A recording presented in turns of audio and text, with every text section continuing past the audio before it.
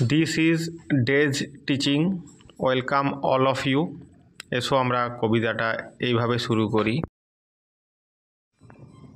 Once I crept in an oak wood, I was looking for a stag. I met an old woman there, all nobly stick and rag. She said, I have your secret here inside my little bag. একবার নিঃশব্দে এক okay গাছের বনে গিয়েছিলাম, খোঁজ করছিলাম এক পুরুষ হরিণের। সেখানে এক বৃদ্ধ মহিলার সাথে আমার দেখা হলো, গাঁট ওলা লাঠি হাতে ও ছেঁড়া কাপড় পরা।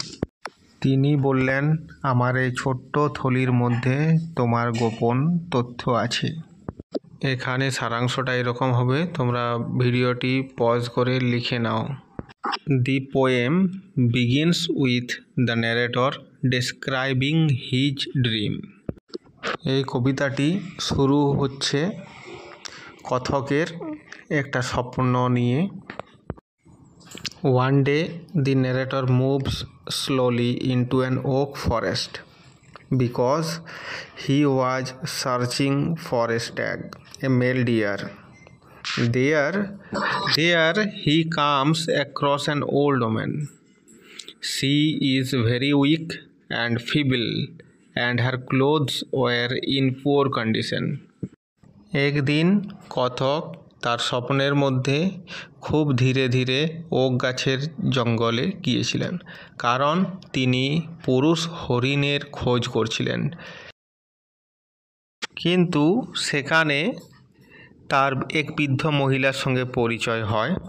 সেই বৃদ্ধ মহিলা ছিলেন খুব দুর্বল এবং ছেঁড়া কাপড় পরা। তিনি কথককে বললেন, তার এই ছোট্ট থলির মধ্যে তোমার গোপন রহস্য রয়েছে। অর্থাৎ